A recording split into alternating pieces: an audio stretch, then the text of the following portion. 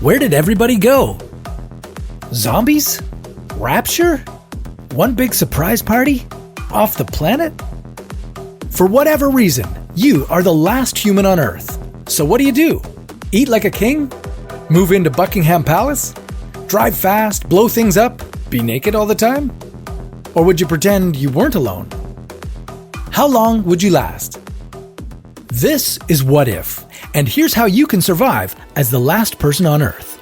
So, you wake up one day and find you're the only person left in the world. Kinda cool, right? No obligations, no rules, no limits.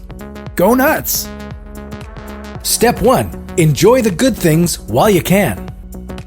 Go for the exotic fruits first. If your mangoes and bananas are imported from overseas, chances are they'll be hard to come by. So eat them while you can, and enjoy every last bite. Step 2. Find a secure source of fuel. You might think that with no one stopping you, you could go anywhere. But not so fast. All those abandoned cars, boats, and planes you see lying around will be useless in about 2 years when their fuel goes stale. Guess you'll be sticking around, but for how long? Step 3. Find a place to live. If water, food, and shelter are your basic needs, shelter would be the easiest to come by. You'd literally have a world of homes to choose from. But be careful where you settle down. Cities would become dangerous, since without proper maintenance, they'd start to fall apart pretty quickly.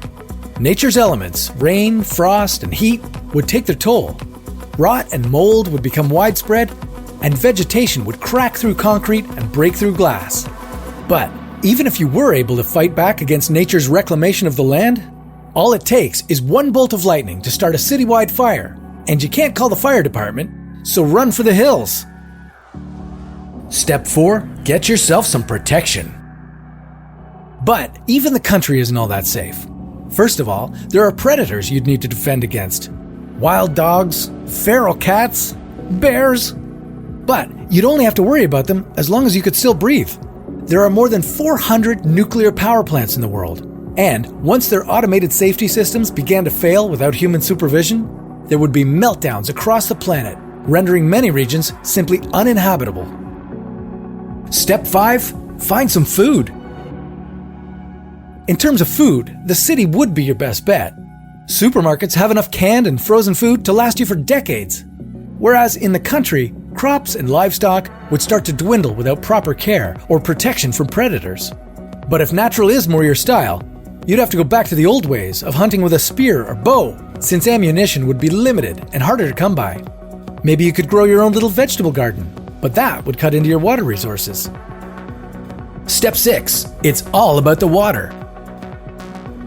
Without other humans, you'd be without electricity. Water pumping stations and treatment works would shut down, and the fresh water kept in reservoirs would go stale quite quickly. You could rely on bottled water, and you'd probably have thousands of liters to go through, but eventually you'd have to learn how to purify your own. Step 7. Start learning.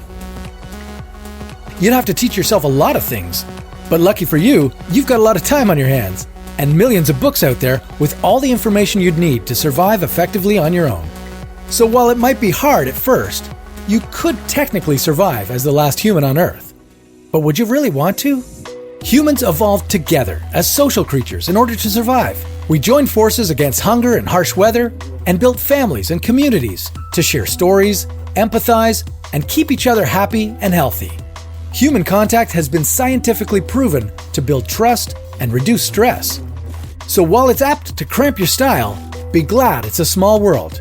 We need each other more than you think.